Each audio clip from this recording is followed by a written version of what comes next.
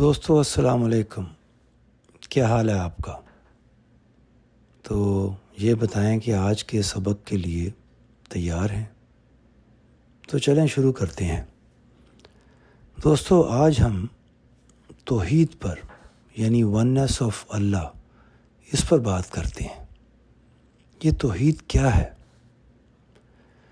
دوستو توحید اسلام کا بہت امپورٹنٹ یعنی ایک ضروری کانسیپٹ ہے، اور اس کی وجہ کیا ہے چلیں اس کو جاننے کی کوشش کرتے ہیں۔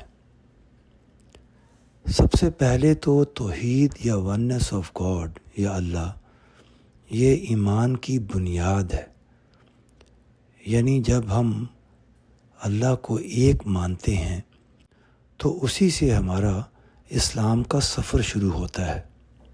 ہم یہ بھی کہہ سکتے ہیں کہ اسلام کے سارے جو عقائد یا عبادات ہیں، یعنی سارا جو بلیف سسٹم ہے، اس کی جو بنیاد ہے وہ وننس آف اللہ یعنی توحید ہے۔ آپ دیکھیں کہ جب کوئی انسان مسلمان ہوتا ہے تو وہ سب سے پہلے یہی کہتا ہے لا الہ الا اللہ، یعنی اللہ کے سوا کوئی اور معبود نہیں۔ چلیں اب آگے چلتے ہیں۔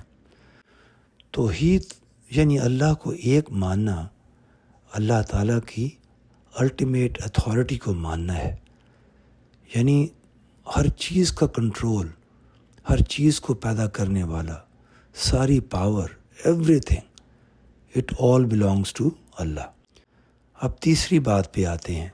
آپ دیکھیں اللہ تعالیٰ نے قرآن میں ہمیں کریشن کا جو پرپس بتایا، یعنی تخلیق کا مقصد، وہ یہ ہے کہ تاکہ ہم اللہ کی عبادت کریں۔ یہ کب پاسبل ہوگا؟ جب ہم اللہ کو جان لیں گے، مان لیں گے، یعنی اس کی وننس، اس کو الٹیمیٹ اتھارٹی مانیں گے۔ اور یہ کیسے ہوگا؟ اس کے لیے ہمیں محنت کرنی پڑے گی، ایک پروسیس سے گزرنا پڑے گا، یعنی سوچنا پڑے گا۔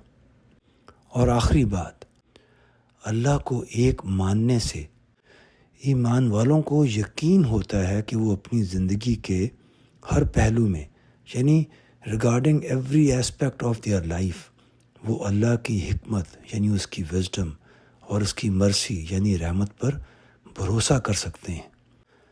دوستو اب آخر میں صرف یہی کہوں گا کہ وننس آف گاڈ یا توحید اسلام کا سینٹرل یعنی بنیادی تھیم ہے، یعنی اس کے بغیر انسان اللہ کا بندہ نہیں بن سکتا۔